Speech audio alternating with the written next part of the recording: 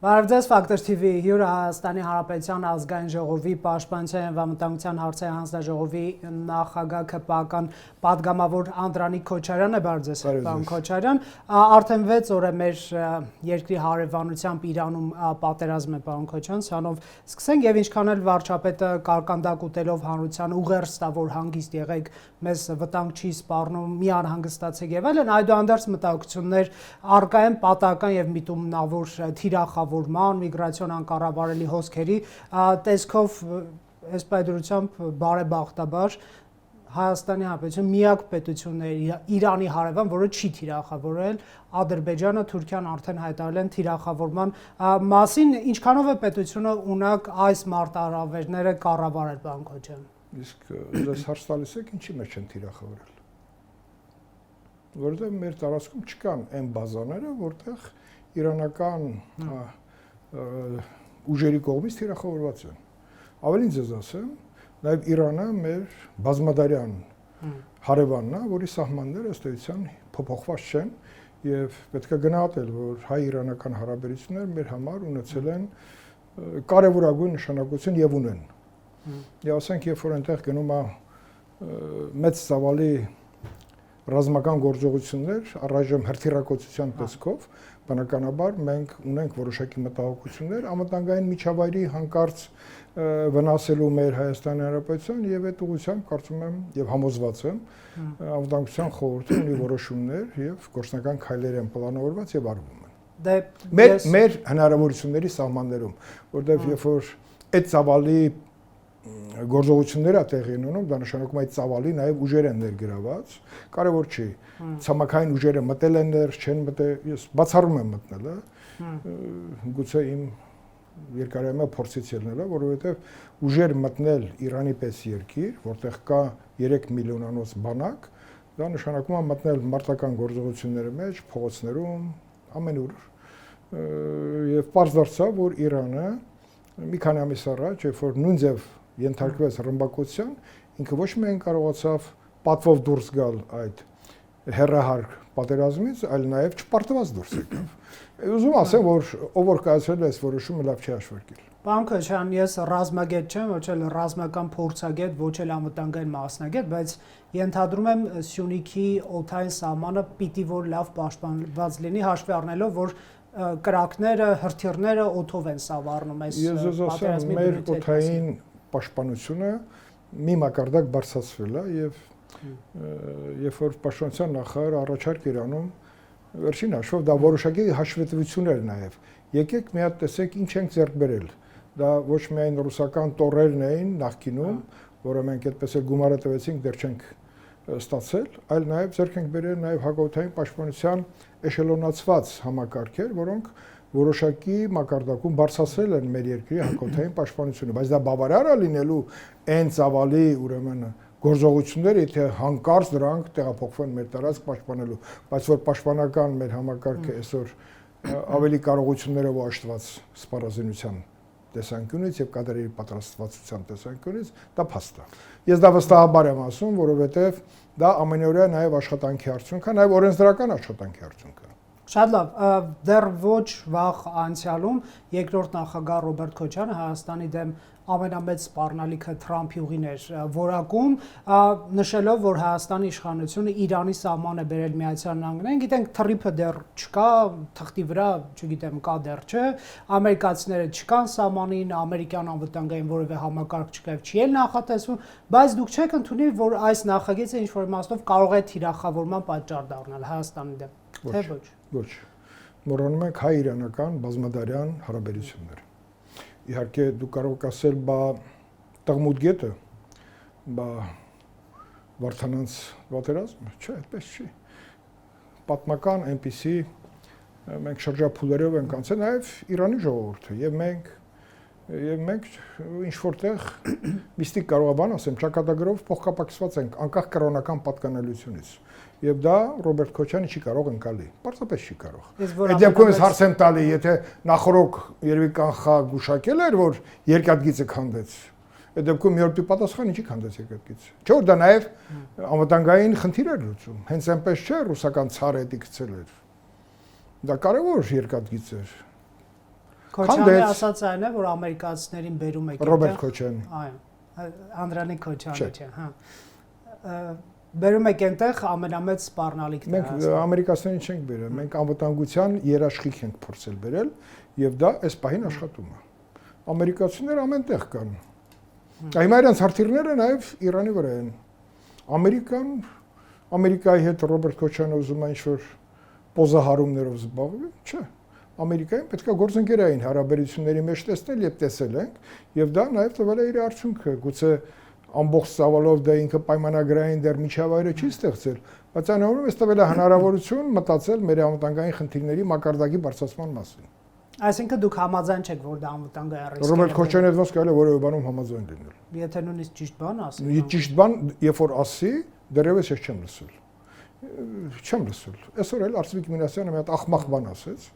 երբ որ խոսում էր եւ ինձ փորձում էր ասել, որ այսօր սպարապետ Վազգեն Սարգսյանի իմ ընկերոջ ծննդյան տարեդարձն էր եւ ես իմ ելույթը սկսել եմ հենց դրանից։ Նաեւ հիշեցրել եմ, որ Կարեն Դեմիրճյանը եւ Վազգեն Սարգսյանը միավորվել էին նաեւ երկրում կոռուպցիայի մակարդակի բարձր լինելու նաեւ պատճառով դրանց դրդապատճառներից մեկը նաեւ դա է եղել։ Ռոբերտ Քոչյանը չգիտի։ Ռոբերտ Քոչյանը այսօր Արծվիկ Մինասյան բաշահարունենով են։ Ռոբերտ Քոչյան դու ես շահառուն։ Որտեվ եթե հոկտեմբերի 27-ն էր, ինչպես դու էիր ասում, Անգլիայի թագուհու կարգավիճակ ուներ, որտեվ դուք մերժված ես եղել։ Երբ որ եկել ես Հայաստան, ոչինչով ես եկել, եւ այսօր կոռուպցիայի մասին որ խոսում ենք, դու սիմվոլ ես, կոռուպցիայի սիմվոլ ես, որտեվ այն ինչ որ կոռուպցիոն կոմիտեն բացահայտել է եւ ներկայացրել է, եւ քննություն է գնացել եւ դա մի էջ չի, երկու էջ չի, ձեր անշարժ գույքը եւ շարժական, չգիտեմ, կղզիներից ու տաներից ու այդքան մի երկու տուներ էր բավարար էր էլի։ Պարոն Անդրանիկ Քոչարյան։ Այո։ Տեսեք, դուք ամբողջ օրը իշխանության կողմից քննադատություն եք հնչեցնում ընդդիմությանը, որ լավ, օրվա կեսը։ Այսօր օրվա մի զգալի 8 ժամ, լավ, ազգային ժողովի։ Չէ, այսօր 8 ժամ չի տվել։ Լավ, 6 ժամ։ Լավ, ինչ որ է։ Հա։ Կոռուպցիոներներ են, օլիգարխներ են, Քոչարյանը, Ծառուկյանը, Կարապետյանը եւ այլն։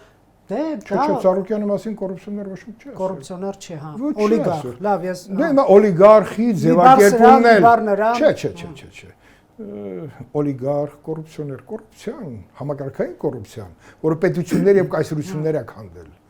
Վերջին հաշվով մենք էլ կանգնած էինք դրա շեմին։ Ես որ իմ խոսքում էլ եմ ասել, էլի պետք է ասեմ,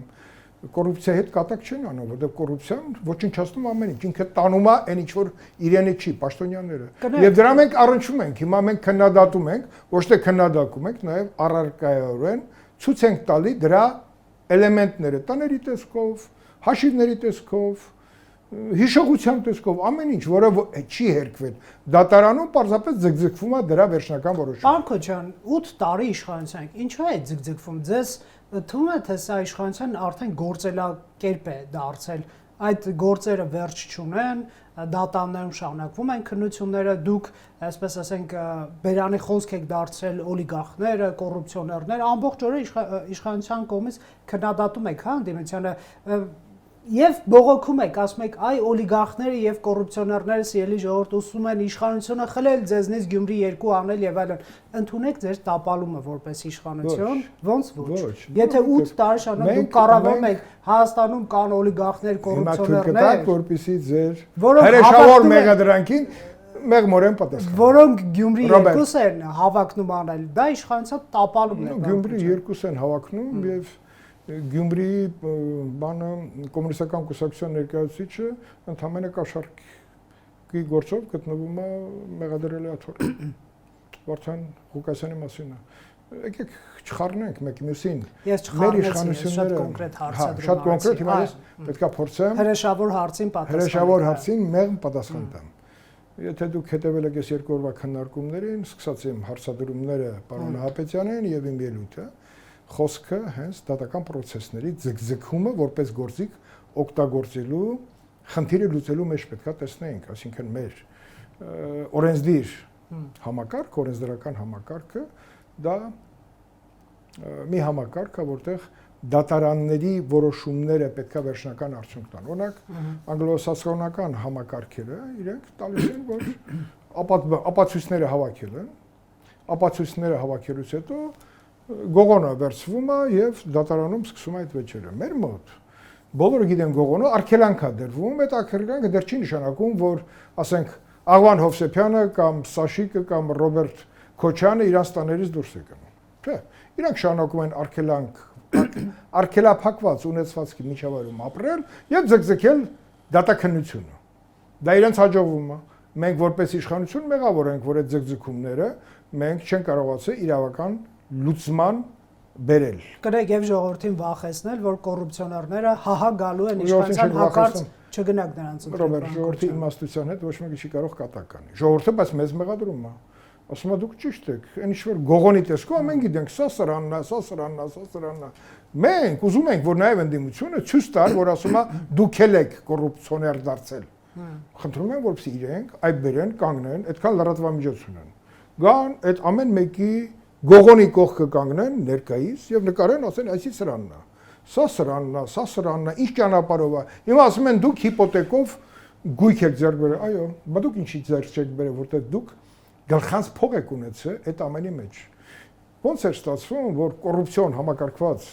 համակարգը հնարավորություն տվե բոլորին շղթան ամբողջական էր, բոլորին միջև նախագահ եւ նրանց մերձավորներին հարստանալու։ Այն մարմինները, որոնք նախատեսված են դրան կանխելու համար, դրանց ղեկավարները եւ տեղակալները եւ ծառայության ղեկավարները բոլորը միլիոնատեր են։ Վերջերս Միրան Դավթյան հարկայինում ա եղել պաշտոնների, մաքսայինում ա եղել 6-րդ վարչություն եւ այլն։ Ընդհանրապես շարքային մի հատ ուսադիր գրող չինովնիկ, բայց ուսադիրը երբ որ կրել է եւ զբաղվել է անձնական ունեցվածքի խնդրով, նաեւ ղեկավարներին ապահովելով այդ ունեցվածքի մի զգալի մասը, ենթադրում եմ, թե չէ իրանով դիտու դար։ Մի դրվագ եմ ասում։ Այսօր ես իմ խոսքում անդրադարձել եմ Ավետիսյանին, Արմեն Ավետիսյան։ Հիշում եք, դες մի հատ դեմք ա եղել, որի տունը կառուցել էր Կասկադի մոտ առանձնատունը, հետո տունը թալանեցին, հետո բացահայտվեց այդ գործը եւ այլն։ Արմեն Ավետիսյանը որևէ խնդրեմ չի ունեցել։ Գումար առանձնացել, երբ որ ինքը պետք է կանխեր մաքսանանգությունը։ Նույն ազգային անվտանգության ծառայության համապատասխան կառույցները։ Նույն Արմեն Ավետիսյանը վերջը ազգային անվտանգության ծառայության 4-րդ վարչության պետ էր նշանակել շատ հարգելի Սերժ Սարգսյանը, որովհետև Արմեն Ավետիսյանից պահանջվում էր մի խնդիր, որտեղ այլ խնդիրների իր մտավոր ունակությունները բավարար չէին։ Այսինքն ծառայությունը ծառայեցնել պետությանը, ոչ։ Ծառայությունը ծառայեցնել սեփական նպատակներին, որի մեջ գումարն է, դա շատ ավելի հեշտ է, ինչ է եղել։ Ասենք շորը ձևակերպել որպես գյաջ, կամ չգիտեմ ինչ կիլո, չգիտեմ բան փոխել, ամեն ինչ։ Եվ ոչ մեկի մոտ հարց չէր առաջանում, մաքսայինի տեսուչից այս ժամանակ համակարգված էր, չէ՞, մինչև ղեկավար բոլորը միլիոնատերեր էին։ Հետո դա տեղափոխվեց ազգային անվտանգություն, հետո ներքին գործեր, որտեղ դա կապվեց իշխանությունների ձևավորման մեջ նրանց մասնակցության չափաբաժնով, գուցե ֆինանսով, գուցե ազդեցությամբ։ Կնեք, բայց ո՞նց դա բերես 18 թվի։ Բա ո՞նց է ստացվում, որ իշխանության հիմնական մրցակիցները մեկը օլիգարխ է, մեկը կոռուպցիոներ է, մեկը թալանչի է։ Փող։ Չէ, թե դուք եք այդ միջավայրը ստեղծում, որ ձեր հակառակորդները չպատժվեն եւ մնան քաղաքականության մեջ։ Ռոբերտ, որովհետեւ մենք հիմա հանձինս ինձ մեղադրեց իշխանություններին միջավայր ստեղծելու համար, այդ դեպքում ինչու ենք ստեղծել համապատասխան կառույցները, ինչպիսին էր այսօրվա զեկույցը։ Արդյունքը նորմալ չի գնում։ Արդյունքը նորմալ է, բայց այդքան քրեական գործերը, այդքան ունեցվածքը, այդքան բացահայտումները, այդքան դատախազության հայցերը, խոշոր ձկների ունեցվածքը լողում է եւ բոլոր խոշոր ձկները ստեղծել են քաղաքական մարմիններ։ Ինչի դաշնակցությունը ուրիշ լիդեր չունի, Ռոբերտ Քոչյանի հույսին էր մնացել։ Այդ դեպքում թող ընդունեն, որ Ռոբերտ Քոչյանը ինչ որ ժամանակ դարձել է դաշնակ։ Այսինքն կարելի է ստեղծել քաղաքական միավոր եւ պաշտպանվել ձեր իշխանության քաղաքական կոռուպցիա կա։ Հա, այսինքն ձեր մեջ կա։ Բա մեր երկու ընդդիմադիր թևերը հենց քաղաքական կոռուպցիայի դրսևորում են։ Չէ, այսինքն իշխանության հետ է այդ կոռուպցիան։ Իշխանությունը շարժում է ժողովրդի տված քվեի տրամաբանության մեջ։ Ժողովուրդը մեզ տվել է երկու անգամ իշխանություն ձևավորելու հնարավորություն, ընդ որում առանց կեղծիքների։ Նախկին իշխանությունները իրենց արբանյակներով տարբեր կուսակցություններ մտան նաև իրենց թևի տակ։ Նորից նույն հարցն տալու Ռոբերտ Քոչյանը դաշնակցության ինչին է պետք։ Եթե նրա աջակցությունը պետք է լինի միայն ֆինանսական։ Կնեք, դե կարող են կասկածներ լինել, որ դուք չեք բռնագանձում այդ մարդկանց գույքերը, որ կառավարելի ինդիմություն նրան, բայց դատախազության հայցերը ինչի մասին։ Թուրք եք, չգիտեմ, դավաճան եք եւ այլն, բայց շատ անմեղ եւ դավաճան թուրքման չի աշխատում, որտեղ քաղաքական բան չունի իր մեջ։ Այդ մեղադրանքները կարաս ասես պոպուլիստական, կարաս ասես բան։ Չէ, բայց ջրի երեսին են մնում իրենց ապօրինի ունեցվածքի հետ միասին քաղաքական ջրի երեսին։ Այո, դուք ճիշտ եք, իրենք ջրի երեսին են, քանի որ բանալի ունեն, դուռը բացում են, ինչքան էլ արգելանքը դրված է դատախազության կողմից, բացում են, օրինակ այսօր ես գուցե ազգուշ ասեցի, որ գալու եմ ֆակտոր եւ Աղվան Գառնիկիչի տունը դա մեր հարևանությամբ։ Ձեր հարևանությամբ։ Ինչի՞ եմ ես սիմվոլ է, բալկոնից է ընդհանրապես։ Դա գլխավոր դատախազն է, գլխավոր դատախազը պետք է լինի երկրի ամենամաքուր մարդը։ Հիմա եթե գլխավոր դատախազը լիներ մաքուր, մյուս պետական բաները, մարդիկ կհանդգնեին, ոտնձգություն անեին պետական ունեցվածքի նկատմամբ։ Ոչ։ Հիմա մեր խնդիրը էլի կանգնում է։ Հիմա մեր այսօրվա գլխավոր դատախազը հայցերով ընդ որում հիմնավորված փաստերով, որովհետև հայցի տակ դրված բանը ունեցվածքը կամ գողոնը ոչ մեկը չի կարող ասի, որ այնտեղ ինչ որ բան սխալ է։ Օրինակ Լևոն Մկրտչյանի հետ կապված ասում են, դա իրի եղբոր ունեցվածքն է։ Ես էլ այն որ երեք կարծեմ, ասացի Վահագն Մկրտչյանը եւ Լևոն Մկրտչյանը դրանք Սարոյան եղբայրների Հայկ ու Գևորգն էին։ Եվ Լևոնը եղերակրթության նախարար։ Բայց ինչքան հիշում եմ 34, 26 անշարժ եւ 7 թե 8 շարժական գույքի մասին էր։ Արմենիա վայնը դա ձեռք է բերվել Վահագն Մկրտչյանի կողմից ուշ։ Երբ որ ինքը չլինելով կուսակցական, Բակեն Արաքսյանի օգնական էր, հետո դարձավ Երևան հիմնադրամի տնօրեն։ Այդտեղից պետք է ուսումնասիրությունները գնային, ինչպես դարձավ դա գործարան, վարկային միջոցներ, թե այլ միջոցներ են, թե քննությունների հետ կապված միջոցներ են։ Ոչ մեկը որ գաղտնիք չէ, չէ՞, որ ինստիտուտ ընդունվելուց մեծ գումարներ էր պատտվում, որտեղ այդտեղ կար տարեկետման խնդիր, էլի մարդիկ փողեր էին ծախսում, որպեսզի իրանց զավակները պատերազմական իրողություններով ապրող երկիր էին, որպեսզի բանակում չծառայեն, հազարով մի բան կար։ Հիմա դա որպեսզի թացը, այսինքն այդ պղտորաջուրը զուլալվի, դրա համար ստեղծվել է հակակոռուպցիոն մարմինը, որպեսզի այդ հարցերը լուծի։ Եվ ես ուզում եմ նորից ուրախությամբ ասեմ, դա մեր հաջողված կառույցներից մեկն է, որը սկսել է այդ կառույցը ձևավորել Սասուն Խաչատրյանը եւ այսօր շարունակում է Արթուր Նահապետյանը։ Այ որ դուք մարտի 1-ի այդ քննիչ հանձնաժողովում աշխատում եք, չէ՞, կընթադրեք, որ ձեր օրոք Ռոբերտ Քոչյանը կարդարացվի, պարոն Քոչյան, դատարանում։ Չէ։ Դա էլ է ձեր բայց հետո արդարացվելուց հետո հետ է վերադարձել։ Դա ձեր նվաճումներից է։ Իմ փաստավակ Ձեր իշխանությանից չէ, դա Փաշինյանն է Քոչյանը, թե որպես ընդդիմության ներգրավել փաստավակ խմբում եւ փաստավակ խմբում մենք լինելով սահմանափակ ուժ կրող, ես եւ Տիկին Սաֆյանը երկուսով հաղթել ենք այն ժամանակվա իշխանություններին եւ տվել ենք 5 զեկույց։ Վերադարձեք անցյալ։ Պարտադիր պետք է վերադառնա, որ գամ առաջ։ Հիմա դու գնացիք մարտի 1, ես էլ ասում եմ մարտի 1-ի դատավարությունը այնպեսին, որ ես կցանկանայի, դեռ չի սկսվել։ Այ հիմա նոր սկսում է տեղի չարժվել։ Հիշում եք անցյալ տարի դատախազի զեկույցի ժամանակ ինչ հարցեր էի տալի գլխավոր դատախազին, երբ որ մարտի 1-ի մասին բան չէր ասել, երբ որ դեռ 5 րոպե ուներ, ասի Տիկին դատախազ ոնց որ թե մարտի 1-ը եւ հոկտեմբերի 27-ը մենք մոռացել ենք։ Դե անկարևոր է ուրեմն իշխանության համար։ Այդպեսի բան չկա, չի կարա անկարևոր լինել։ Եվ որ ասում եք քաղաքական կոռուպցիա կարող է անկարևոր լինելով հանդերձ, այս 1 տարվա ընթացքում մի շատ կարևոր բացահայտում տեղ ունեցավ։ Վարամ Խորխորնու սպանությունը։ Պարզվում է Վազգեն Սարգսյանի կենթանության առօք դա բացահայտված է եղել։ Եվ իր մահանալուց հետո այդ մարդասպանները բաց են թողնվել։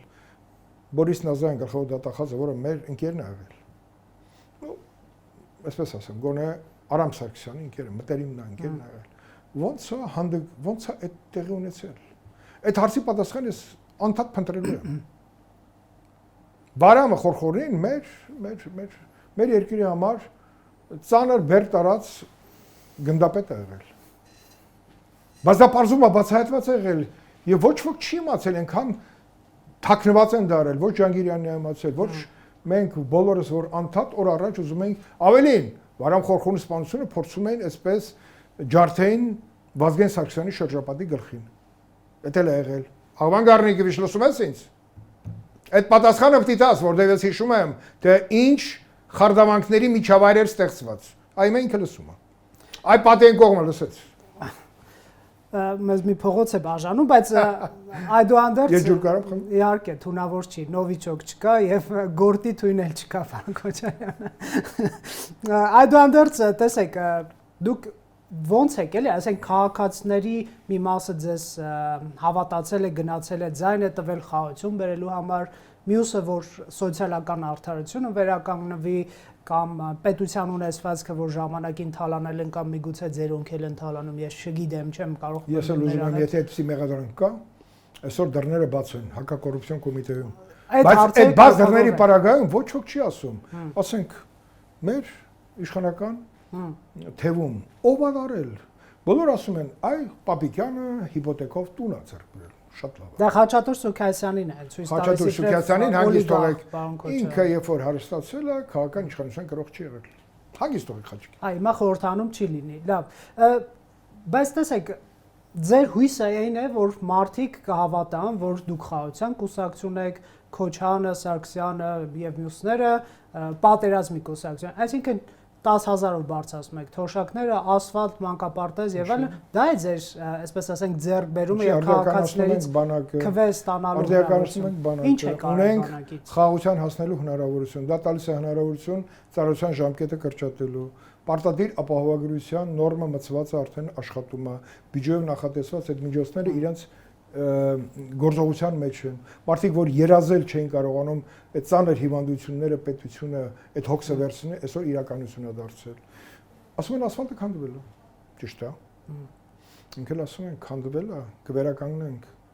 Քանդողը, որ անորակ ծառայությունը մատուցել, ինքը պետք է գա պատասխան տա, բայց մոռանում ենք, որ նաև շատ տեղեր, որտեղ որակյալ աշխատանք կատարվել նույն ասֆալտի գծով չի քանդվել։ Երևան Սևան Մարյուղին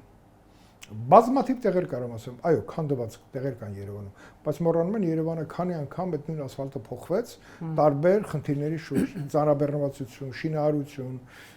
կոյուղագծեր, ջրագծեր, հոսանքի գծեր, քանդում, հավաքում։ Այստեղ գլոբալ ռազմավարության խնդիր կար Երևանի, որը պետք է լուծի, բայց պետք է ընդունենք, որ Երևանը նաև լուծել է որոշակի խնդիրներ։ Տրանսպորտում հետ կապված տեսնում եք, որ նաև գրաֆիկները հստակ դրված է եւ փորձում է պահվի։ Մոռանում ենք, որ մշակութային կյանքը նաև Երևանի քաղաքապետարանի ենթակայության տակ գտնվող բավականին բարձր մակարդակի հասցված, ինչպիսին օպերայի բալետի թատրոնն է։ Գնացեք Սասունցի Դավիթ ներկայացումն։ Դուք մի անգամ ժամը 18:00-ին եղեք օպերայի կանգառում եւ այնտեղից նստեք 8 համարի ավտոբուսը եւ կիմանաք թե ինչքան խցկված են մարդիկ երթևեք ու բանկոչը։ Ասեմ ոնց եմ լուծում։ Չէ, դուք անձնական վարորդ ունեք, կնեք, չեք կարող մտնել այդ ավտոբուսը։ Իմ անձնական վարորդ շատ հարաբերական է, որ ինք անձնական վարորդ։ Որովհետեւ եթե նկատել եք, ես ոտքով շատ եմ շրջում։ Միայնակ եմ շրջում կամ որևէ մի ընկերոջ հետ, որ ես զգուշավորությունը պահում եմ, դա փաստ է, դա իմ փորձառությունն է։ Տասնյակ տարիների։ Այսինքն որովհետև ես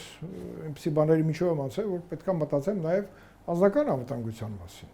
Բայց պետքա մարդավարի ապրես, որպեսզի դա մինիմալացնես այդ վտանգները։ Ես ուզում եմ ասել, որ տրանսպորտել եմ նստում, բայց գերադասում եմ մետրոն։ Խցկված են։ Բան չասեցի։ Ասում եք բերել ենք տրանսպորտ։ Այո, խնդիր պետքա լուծվի։ 27 համար, 18 համար, 8 համար։ Ռոբերտ, ասեմ, դուք ճիշտ եք ասում, ավտոբուսների քանակը ավելացնելով, այդ խնդիրը դեռ չի լուծվում, որովհետև մենք ճանապարհները նեղացրել ենք։ Եթե մենք կարողանանք հանրային տրանսպորտին տանք ազատ շարժվելու հնարավորություն, կտեսնեք բոլորը իրենց անձնական մեքենաներից հրաժարվեն, ոսոր եվրոպական շատ երկրներում է։ Մեքենան կանգնացնեն մեկտեղ, ավտոբուսով, որտեղ այդ մեքենան ավելի արագ է հասնում, կհասնեն տեղ։ Հիմա այդ խնդիրը երբ կլուծենք ցանց ասելով, ես նկատի ունեմ մեր գծային տրանսպորտի ցանցը, դա տրոլեյբուսները չեն։ Դա մետրոն է, նաև ինչ որտեղ մոտակա շրջանների արագ կապը երկաթգծերի միջոցով այդ ցանցը պետք է ստեղծի, որպեսզի հրազդանի ուսանողը չգա այստեղ մեքենայով մնա, որտեղ արագությունը պետք է բարձրացվի։ Դրանք հարցեր են ռազմավարությունների։ Ուղղակի Աջափնյակի մետրոն արդեն մեմ է դարձել, պարոն Քոչարյան, բոլոր հումորները տանում են Աջափնյակի մետրոյի։ Բայց եկեք ձեր ոլորտին գանք, պաշտպանության։ Ես ասեմ, Աջափնյակի մետրոն պետք է օր առաջ կառուցված լիներ եւ վաղուց խփենք ձեռքը սեղանին, պարոն Քոչարյան։ Արդյոք բավարար է պնդելու համար, որ Հայաստանը հանկարծակի եւ խոշոր հարձակումներից կպաշտպանվի, իսկ ինչն է բավարար, թե չէ պաշտպանության նախարարի ցուցադրած բունկերները կամ գնված տեխնիկան կամ Հնդկաստանի հետ արտադրվող կամ Հայաստանի արտադրած բան Քոչյան մարդիկ երբեմն նաև անպաշտպան լինելու զգացողություն են ունենում կարող է ընդդիմությունն է մի օր ասում կարող է իրենք են այդպես մտածում կարող է ապատեղեկատվություն կարող է իրոք իրենց զինվոր բարեկամը սահմանից գալիս ասում է ցեխերի մեջ են դիրքերը եւ այլն ոնց կպատասխանեք այս հարցին Շատ լավ ապատասխանեմ այն ինչ որ մենք ունենք առաջնագծում երբեք չենք ունեցել Ես եմ դրա անունը ամրոցներ։ Դրանք ինժեներական կառույցներ էին ասում, բայց երբ որ առաջի անգամ մտա Գնայք պարոն Պապիկյանի ցուցադրածն եք ասում, որը Պապիկյանը մի մասն է ցույց տվել։ Մի մաս, հա։ Այնքան նաև կարծեմ դուք եք տեսել։ Եթե չեք տեսել, պիտի տեսնեք։ Չէ, ես չեմ տեսել։ Որովհետև դա էլ է իր զարգացումը ապրել։ Երբ որ առաջի ամրոցը կառուցում էինք Արարատի մարզում, դա հապարտություն էր տալի, որովհետև մենք տեսել ենք բանգա բուտուլկեկը, գոնե ես տեսել եմ։ Նաև Լեռնային Ղարաբաղում։ Ես էլ եմ տեսել եւ ծառայել դրանց։ Դու ծառայել ես իմ զավակն էլ ծառայել, երբ որ ես քայլում էի, ես ասում եմ եւ նաև պատերազմից հետո հնարավորություն եղավ, որպեսզի Ջեբրայելի ուղությամբ մի հատ նայեն նաև Վիկտորը Ենգիբարյան եւ այսօրվա Միացյալ Նահանգների մեր դեսպանը Նարեկը Մկրտչյան գնան տեսնեն, երբ որ հետ եկան, բարեհաջող շատ անհագիստ պահեր էին դրանք, ժամեր էին։ Ամեն դեպքում ստացվեց հետ եկան, ինձ մի հարց տվին, պարոն Քոչարյան, խորություն ինչ էր այսքան ցածր եւ այնտեղ դիրքերի դեմ թափված էին, կարծեմ մի անգամ ձեր հարցազրույցներից մեկի ժամանակ ասել են բրոնիկները, բրոնիժիլետներից չանցած էր։ Ես արդեն պատկերացրեցի, որ դա հանվել է որպես պաշտպանիչ ձեռքով պակվելու եւ ինչ որ ձև պաշտպանվելու։ Բայց այսօր մենք ավելի պաշտպանված ենք եւ դա Եթե նայում ենք Հայաստանի ամբողջ բանով է գնացել երկայնքով։ Իհարկե ոչ Թուրքիայի եւ Սամանի քանի տոկոսն են պարոն Քոչարյան այդ ձեր ասած ամրոցներում կառավարված։ Այն հատվածը, որտեղ որ մենք նախատեսել ենք էշելոնացված, հա, պաշտպանություն,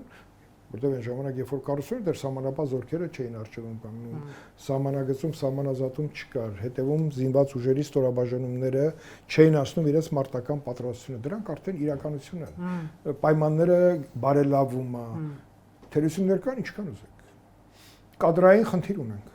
Կադրային խնդրի լուծման համար սերժանտական համակարգի մասին ենք մտածում, մտածել ենք, օրենսդրությունն ենք դրել, այդ միջավայրն ենք ստեղծում եւ ասեմ ձեզ, ամեն մի խաղաղության օր ասո պարգև է։ Ամեն օր մի բան պետք է ավելացվի մեր անվտանգության մարմիններում։ Հիմա ասում եք թրիփը երաշխավորությունը դեղա, չէ, երաշխավորությունը մենք ենք, մեր երկրի, մեր ժողովուրդն է, մեր անվտանգային մարմիններն են, որոնք մեր ժողովրդի եւ մեր միասնականության միջավայրում պետք է պաշտպանեն հետևում կանգնած մեր ընտանիքները։ Եվ դա այսօր ավելի մեծ հնարավորություն է, քան նախկինում եղել է։ Եթե հիմա պատկերացնենք ինչ որ իրավիճակ, մենք պաշտպանվածության մակարդակը կարող եմ գնահատել ավելին, քան թե երբևէ ունեցել ենք։ Հիմա դա բայց փորձարկված չի։ Ես չեմ ուզում որպեսզի փորձարկումները գան մեր երկրի ներս եւ մենք ասենք, գիտես ինչ, դա հաջողված էր թե չէ։ Մենք մշտապես պետք է մարտական պատրաստության բարելավման ծրագրերը դարձնենք արդիական։ Գնանք, երբ որ սահմանազատման process-ը մի տարի առաջ, 2 տարի առաջ սկսվում էր, ասում են այդպիսով քանդում ենք մեր պաշտպանված դիրքերը։ Ով էր ասում։ Ձեզ հայտնի գործիչները, բայց եկեք իմ հարցը լսեք։ Չէ, ես ուզում եմ այդ հայտնի գործիչը։ Եկեք իմ հարցը լսեք, պարոն Քոչարյան։ Որտեւ այդ հայտնի գործիչներին ես ուզում եմ այսպես տեսնեմ։ Դուք ամեն օր նստում եք եւ կարող եք ձախ նայել ուղղակի։ Սերյան Օհանյանի մասին է։ Ես հարցը հնչեցնեմ, տեսեք։ Սերյան Օհանյանը սխալվեց։ Արդյոք այդ ամրոցները ձեր ասած կառուցվում են սահմանազատված հատվածների թիկունքում։ Իրանցի մասով եք։ Այո, նկատի ունեմ, այսինքն եթե սահմանազատված են, դա չի նշանակում մեծ ունեն։ Ոչ պաշտպանունակ տարածքներ նկատի ունեք, հա։ Աչքից պետք է կազմակերպեմ Պաշտպանության նախարարի հետ մի հատ էլ էսպես, որտեղ ես զենքերի ցուցադրմանը այդքան էլ ոգևորված չէի, բայց բանի մեր ամրոցների ցուցադրմանը, որտեղ ես տեսնում եմ նաև մեր մտավորականությունը, երբ որ գնում գալիս է, սկսում է իրան շատ ավելի ոգևորված գալ եւ վերջերս կարծեմ զրույց ունեցա Կարինե Խոդիկյանի հետ եւ Կարինեն խնդրում էր, որպեսզի մի հատ նորից ինչ որ մի այդպիսի բան, նոր բաներում, որտեղ անդադ ինչ որ տեսել եմ, պետք է ինչ որ նորը եւ ավելի ծավալուն է եւ ավելի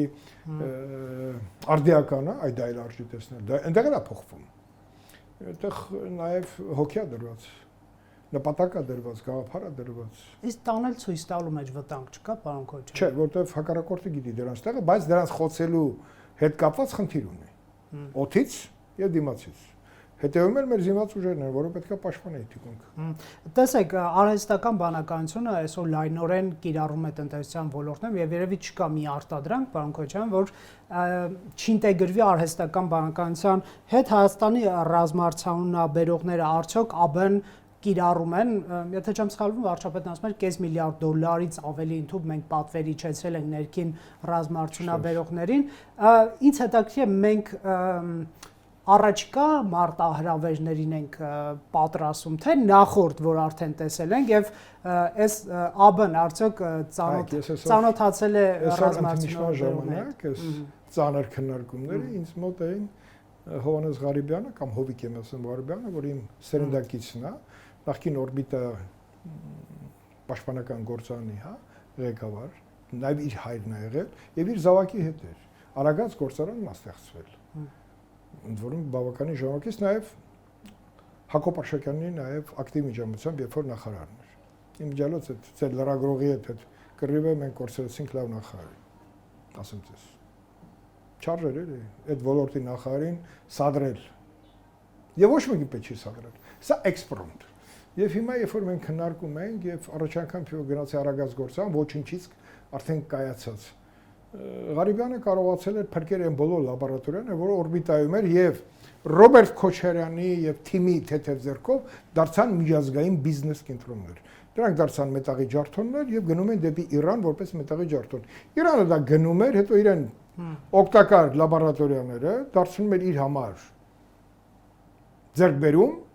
արդիականացնում էր եւ այսօր օգտագործում է։ Ի պատիվ Ղարիբյանի ինքը շատ բան փրկեց, գնաց այդ մետաղի ջարդոնների միջից վերցրեց եւ այսօր արդիականացված այդ լաբորատորիաները մեծ հնարավորություն են տալի որակյալ ոլորտային սպառազինություն ստեղծելու համար։ Պարզը չէ, երբ որ մի բան ստեղծում ես, դու փորձարկես։ Դե պարզ է, հա։ Իսկ ներքին պահանջարկը բավարարելուն կմոտենանք ինչ որ մի օր։ Չեմ ասում ամբողջությամբ դա պարզ է, անհնար է, դեռ չեն կարողանում շատ բան արտադրել, բայց մենք արտադրում ենք բաներ, որը արտաքին պահանջարկ ունի։ Իսկ դա ծնվել է այս տարիների ընթացքում։ Վաճառքի նպատակով նկատի ունեք։ Բնականաբար, այն ինչ որ արտադրվում է, այն ինչ որ բանակը կվերցնի, մնացածը պետք է կարողանաս վաճառես, որովհետև դա քեզ տալիս է հնարավորություն զարգանալու։ Այդ ուղղությամբ էլ զարգացումներ կան, շատ լավ է, մենք ունենք բազմաթիվ բաներ արտադրում ենք, որ օրինակ ես հպարտանում եմ եւ ամեն անգամ երբ որ մեջս ինչ որ բան պարփվում է, ուզում եմ գնամ այդ գործաներում շպատատվեմ Մերաբյանի, Արմենի Խաչատրյան կամ իմ մյուս ընկերների հետ, մեր հանձնաժողովի ինչ որ անդամների հետ գնամ պատտվեմ, կամ եթե ուզում ավելի ոգևորվեմ, գնում եմ այդ ամրոցները։ Պարզ է։ Չասեցիք ներքին պահանջարկի թեմայով ինչ որ։ Ասեմ, բավականին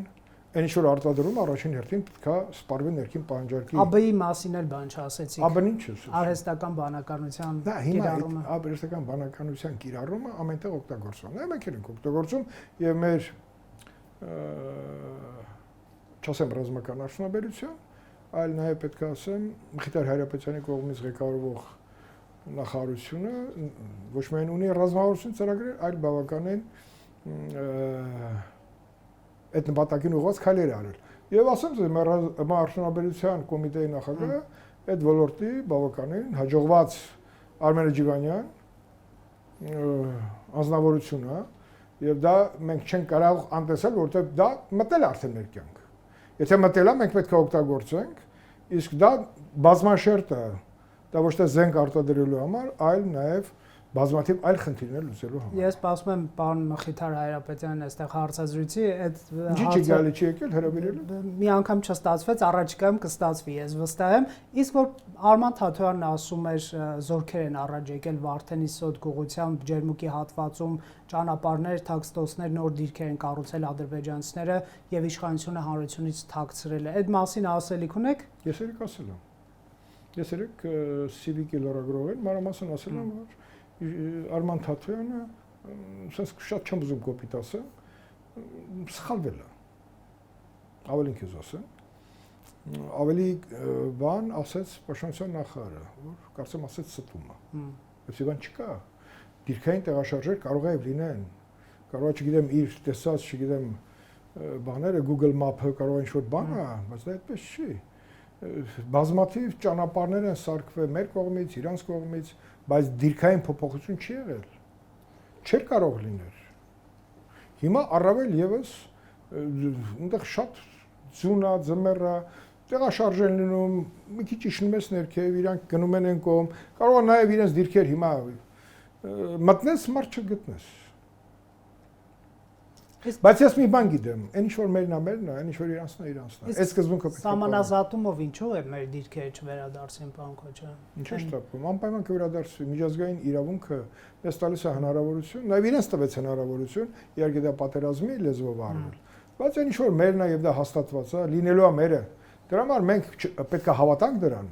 չզբաղվենք ներքին խառնակցությամբ, կասկածներով, վախերով, այլ ծառայենք մեր երկրի անվտանգային նպատակներին եւ դրա կտա իր արդյունքը։ Մի հատ հարց տվեք։ Այսօր Վազգենի ծնունդն է։ Ինչի միջով անցավ մեր բանակի կայացումը։ Արագի մեջ, եթե վախերը լիներ, չնայած վախեցնում էին, ինչքան հոդվածներ էին տպում պաշտպանության նախարարի, մեր բոլորիս վերաբերյալ, փողոցում միտինգներ էին անում նույն դաշնակցությունը։ Եվ ինչի արդյունքում էր, որ Վազգեն Մանուկյանը եկավ պաշտոնակատար պաշտպանության նախարար եւ Վազգեն Սարգսյանը հրաժարական տվեց, որովհետեւ այդ ներքին խժդժությունից դուրս գանք։ Եղել է, չէ՞, դա էլ է եղել։ Բայց մենք չենք վախեցել, այսօր պարտվել ենք, վաղը հաղթել ենք եւ 94 ենք ունեցել։ Եկեք, բայց այսօր ունենք ինչ որ երաշխավորված միջավայր, որը ամբողջական չի, որը պետք է մաքսիմալ օգտագործվի ամեն րոպեն, ամեն ժամը, ամեն օրը ռազմաշտաբերությունը, բայց եկեք եղբայրաբար ապրենք իրար հետ եւ ճիշտ բաներով, թեզերով։ Սուտը պետքա չմտնի, Թաթոյան Արման, մարդու իրանքների պաշտպաններ։ Արման ջան, ինչ ես, սի վատ մեսիջ տվել, որը գոյություն չունի։ Վերջին հարցը, ես չգիտեմ դուք եւ Ալեն Սիմոնյանը ինչ ընդհանուր հայտարարի եկեք, բայց 44 օրյա զեկույցի ոդիսականը առնվազն ինձ համար դեռևս գոյություն ունի, զուտ ճշգրտման առումով ապագայում արդյոք հնարավոր է դրա ոչ գաղտնի մասի սեղմագիր հրապարակվի կամ որոշ հատվածներ, ժամկետներ կարելի է նշել։ Ես կարող եմ վստահաբար ասել, որ իմ եւ Ալեն Սիմոնյանի մեջ որպես քաղաքացիական պայմանագիր խմբակցության անդամներ մենք խնդիր չենք ունեցել։ Ալեն Սիմոն ազգային ժողովի նախագահն է, ես պաշտպանության հանձնաժողովի նախագահն եմ։ Ես ունեցել եմ իրավականին պատկերացումները, որ զեկույցը ըստ ընթացակարգերի պետք է գնար լիագումարնիստ, որից հետո ինքը կունենար հնարավորություն բաժանվել կտորների։ Պարոն Սիմոնյանը խորհրդակցելով պետայրական հանձնաժողովի նախագահ Վլադիմիր Վարդայանի եւ Թաթուլ Սողոմոնյանի հետ եկավ մեկ այլ եզրահանգման, մենք քննարկել ենք նաև խորհրդի նիստում, ես էլի ձեր տաղավարում էլ պնդել եմ, որ ինքը իր ավարտը պետք է ունենա լիագումար նիստում իմ ելույթով։ Բայց այսօր ինքը պետք է արձանագրել, մենք ունենք զեկույց, ամենակարևոր բանը։ Այդ զեկույցը գտնվում է այս պայն, կարծեմ այսօր էլ մեր համապատասխան տարածքից բոլոր բաները իջնում են առաջին բաժին, գաղտնի բաժին։ Պատկերացրեք 2 ամիս է տեղափոխում ենք, դեռ չենք ավարտել։ Ինչ ծավալի նյութերի մասին է։ Ապացուցողական բազա նկատի Զեկույցը կա, զեկույցի ծավալն է մեծացել։ Եվ զեկույցում կա մի կտոր, որը ես կարծում եմ, որ եզրակացություն է։ Ինչ արին գաղտնիներ, հետախուզություն, ամեն ինչ եւ եզրակացություն։ Զեկույցի իմաստը եզրակացություն հասնելն է։ Եզրակացություն, որը ունի անհերքելի փաստերի վրա է։ Այդ եզրակացությունը ես կարծում եմ իմ գործընկերների հետ ուզում եմ քննարկեմ եւ դա հրապարակվի։ Միգուցե ընտրություններից հետո, որովհետեւ իշխանություն կարող է։ Որտեւ հիմա ես էլ եմ համաձայն, հիմա հրապարակենք, բայց կարող է զեկույցը կա։ Եվ ինքը առաջի բաժնում է։ Կարող է մտահոգություն ունենալ, որ իշխանության դեմ նոր մեղադրանքներ կբերեն եւ մինչեւ ընտրություններ դժվար է պատկերացնել, որ հրապարակենք։ Ես ուրախությամբ կարող եմ ասել, որ կամ պատգամավոր կարծացել եմ, նաեւ ընդդիմությունից։ Դրա համար միշտ ասում եմ, միակ իրական դաշնակցականը դա Գեգամ Մանուկյանն է։ Որտեղ մնացածը չգիտեմ։ Բայց Գեգամ Մանուկյանը կարծացել է, Գեգամ Մանուկյանը շատ բան տեսել է։ Լավ կլիներ, որ մասնակցեին բոլորը, շատ ավելի բան կտեսնեին զեկույցի մեջ։ Ոչ միայն տեսել է, նաև ընկալել է, թե մենք ինչի միջով ենք անցել։ Սպասել ինչ որ հրապարակումների։ Իմ համար տարօրինակը որ Տոնոյանը պարբերաբար հանդես է գալի դատանի դալիչներից դուրս գալուց, որ ինքը պետքա ծանոթանա, չէ, ինքը չի կարող ծանոթանալ։ Ինքը կարող է ծանոթանա զեկույցի այն հատվածին, որտեղ ինքը եկել է 10 ժամ ներկայացրել է իր փաստերը։ Բայց մնացած բանի մեջ ինքը նախ հիմա դեռ դատական process չի ավարտվել, ինքը չի կարող, չունի այդ թույլտվությունը։ Նախկինը որպես նախարար ունեցել է։ Սերան Օհանյանը սկի չի կարողանում ծանոթանալ զեկույցին։ Չունի այդ թույլտվությունը գաղտնիություն։ Շնորհակալություն զրույցի համար, պարոն Քոչարյան։ Factor TV-ում հյուրընկալել ենք Անդրանիկ Քոչարյանին։